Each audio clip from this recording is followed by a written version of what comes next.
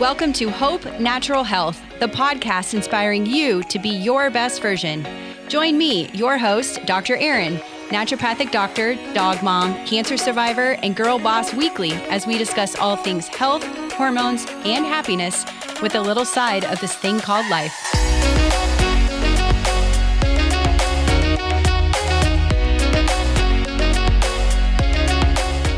Welcome back. We are here for another fresh episode of the Hope Natural Health podcast. Last week, we discussed seed oils and how they can be unhealthy for you. So this week, we are going to be talking about what would happen or what you should do if you're not feeling yourself. So I have come into contact with a lot of women who really aren't feeling themselves, and it could be due to a lot of reasons. And the most important thing is to recognize that you aren't feeling yourself and know that there is hope and help for it, and you don't need to suffer. So if you aren't feeling yourself, whether that's like you're lacking joy, you're having trouble sleeping, you're having constant worry or anxiety, maybe your emotions are all over the place, and you've been told that taking a medication is the only way forward, I would recommend seeking out, care from someone like myself, a naturopathic doctor or a functional medicine doctor, to discover the root as to why you aren't feeling yourself. So not that I am like anti-medications or SSRIs, which are the most common medications used for treatments of anxiety or depression. But like I mentioned, there's likely a deeper root or issue that can be addressed with your gut or even your hormones. So we need to figure out what the root cause is and go forward. Now, again, there's a time and a place for medication. So if that's indicated and necessary, then by all means, we will prescribe. But I'm always like, why is this happening? Why are you lacking joy? Why can't you sleep? Why are you constantly in an anxious state? Why are you so emotional? Like there's definitely something going on, and we'll be able to address it rather than oftentimes, like the medications can numb us, and they come with other side effects like weight gain, decreased libido, etc. So if we can figure out the root cause, we don't need to take the medication. But again, there's a time and a place, so I'm not anti it. It's just let's try and dive a little bit deeper. So did you know that there's a few different feel-good hormones? The first one is dopamine. So this one motivates us to take action to achieve our goals so we can experience that pleasure reward. It's like, ooh, we want that dopamine rush. We want that thing that makes us feel good because we want that pleasure of the reward.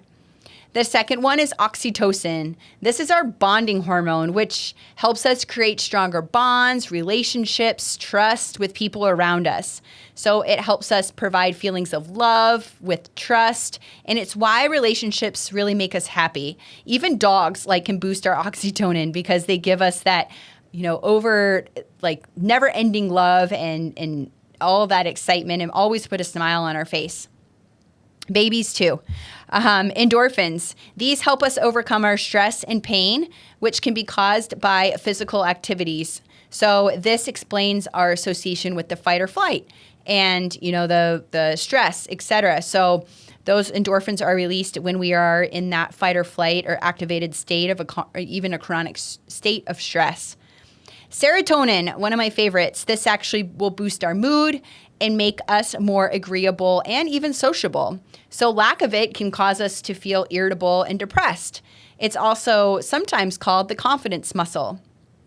So a lot of these neurotransmitters or feel-good hormones are dependent on vitamins. A lot of these vitamins can be B vitamins, magnesium, and obviously the hormones and the gut play a giant role in making of these hormones, these feel-good transmitters, hormones that can help us feel good.